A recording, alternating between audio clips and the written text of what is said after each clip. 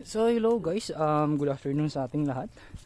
So we're back again para magbigay ng update sa ating kung ano na yung nangyayari sa ating ampalaya. Since na-cover na natin to sa last video natin guys, but yung pagka-video natin is wala pa yung bunga. Kumbaga ngayon may bunga na at malalaki na talaga sila I mean. At kumbaga ready to harvest na siya, almost na po. Okay? So tara pasyal ko kayo sa may ilalim nitong ampalayahan kung saan may mga bunga na talaga. Okay. So guys, buti na lang yung ampalaya natin is hindi nalanta since almost a week ata dito sa amin na nag-uulan talaga. Kumbaga maghapon talaga. As you can see naman sa indikasyon guys, so punong-puno indikasyon na may galing talaga sa ulan. Tsaka maputik pa yung daan guys, tingnan nyo. Sobrang putik kaya nagpaan na lang ako. Okay, so ito guys. Kumaga dito ako nag-video noong last vlog natin at makikita nyo sa last video ko na wala pang bunga. At kitang-kita naman ngayon guys yung improvement ng ating ampalaya. Oh, di ba? So ganitong bunga guys, very good quality, good size. Yan, yan oh. Good size yan. It means indication din yan na nasa right track tayo.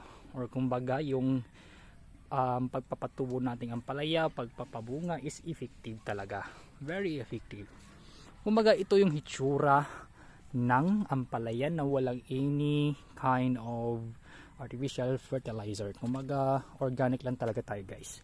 At wala din, hindi rin tayo gumagamit ng mga pesticides na mabibili natin sa mga tindahan. O diba? Kitang-kita naman sa bunga niya guys.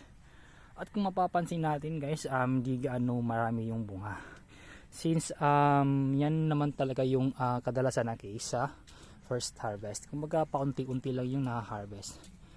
Kumbaga ito yung first batch, hindi kayo karami, but expected na natin sa susunod na I mean sa second batch natin na harvest, expected na marami na talaga.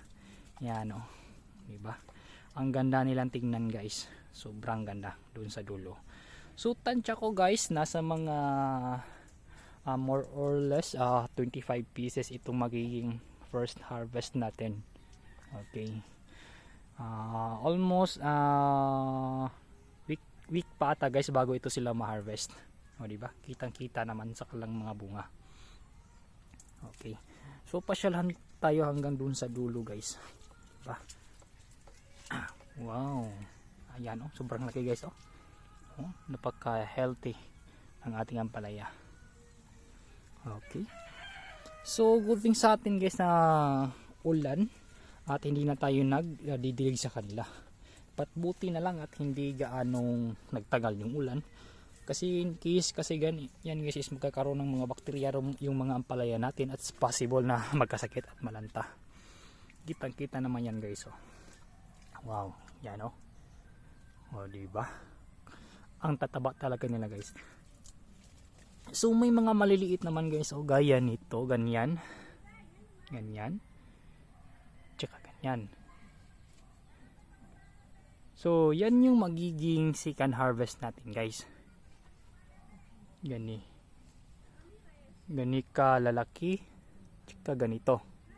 O, yan yung magiging second harvest natin guys, oh. Yan oh. So update ko lang din kayo guys sa second harvest or sa first harvest natin pala. Kasi hindi ba natin ito ma-harvest almost 1 week pa yung makukuha natin. I mean, hihintayin bago ito ma-harvest talaga. So, update ko kayo, okay? So, keep in touch lang tayo guys, no? So yun lang yung guys, yung update natin sa ampalaya natin. So,